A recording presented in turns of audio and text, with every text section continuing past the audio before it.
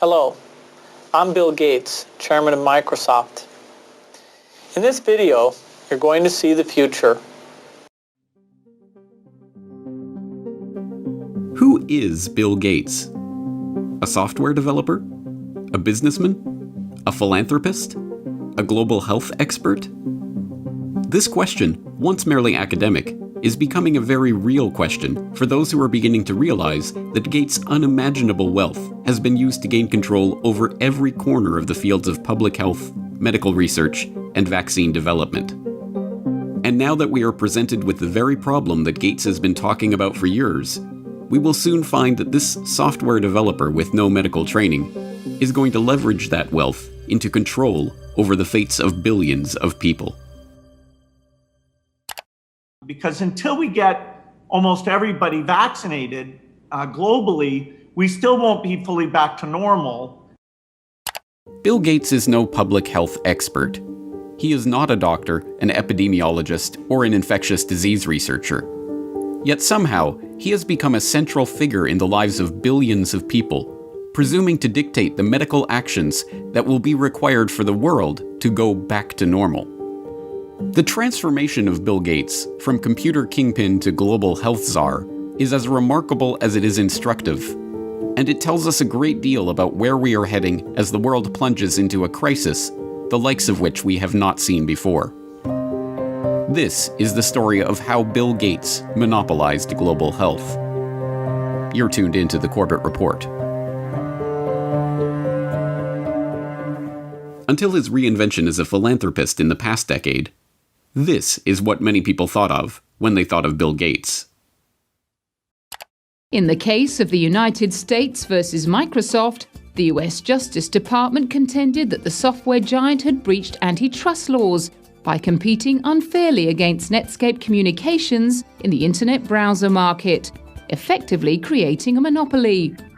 Bill's first concern was that the prosecution could potentially block the release of his company's latest operating system, Windows 98.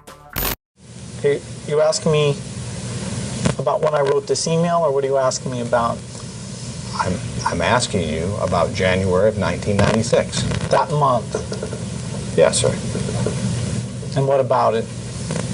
What non-Microsoft browsers were you concerned about in January of 1996? I don't know what you mean concerned. What is it about the word concerned that you don't understand?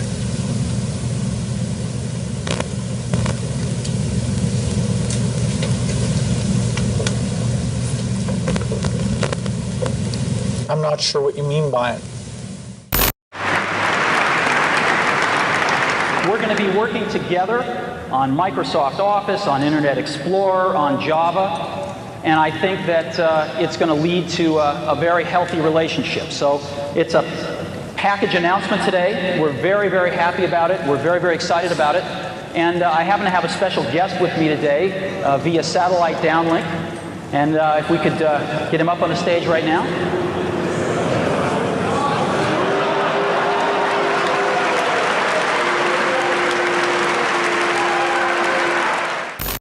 Police and security guards in Belgium were caught flat-footed today by a cowardly sneak attack on one of the world's wealthiest men. The target was Microsoft Chairman Bill Gates, arriving for a meeting with community leaders. Watch what happens when a team of hitmen meet him first with a pie in the face.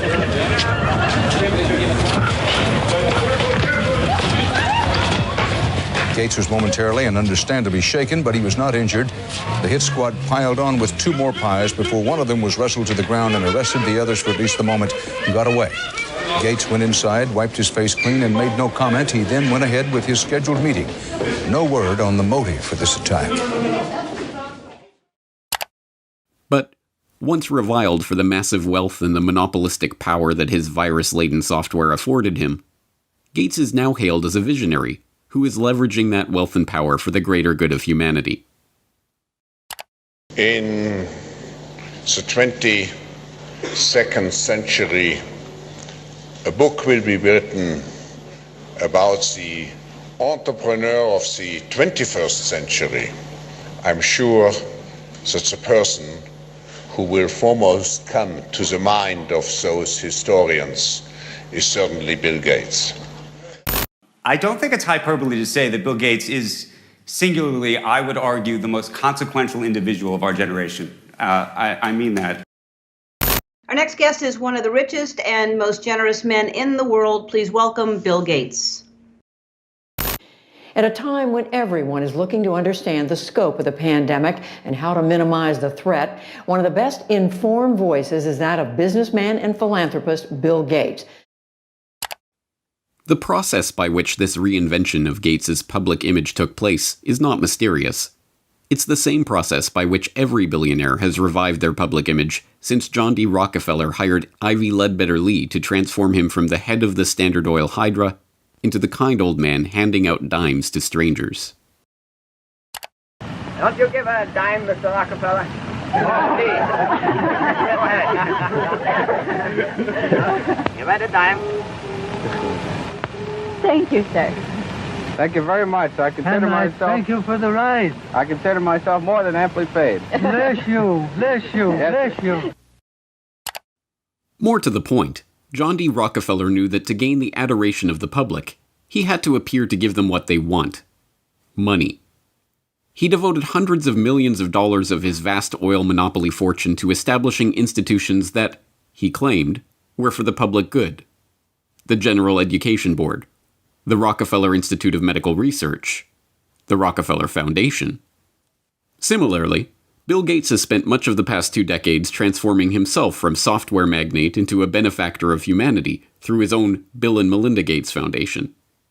In fact, Gates has surpassed Rockefeller's legacy with the Bill and Melinda Gates Foundation, long having eclipsed the Rockefeller Foundation as the largest private foundation in the world, with $46.8 billion of assets on its books that it wields in its stated program areas of global health and development, global growth, and global policy advocacy. And, like Rockefeller, Gates's transformation has been helped along by a well-funded public relations campaign. Gone are the theatrical tricks of the PR pioneers. The ubiquitous ice cream cones of Gates' mentor Warren Buffett are the last remaining holdout of the old Rockefeller handing out dimes gimmick. No, Gates has guided his public image into that of a modern-day saint through an even simpler tactic: buying good publicity. The Bill and Melinda Gates Foundation spends tens of millions of dollars per year on media partnerships, sponsoring coverage of its program areas across the board.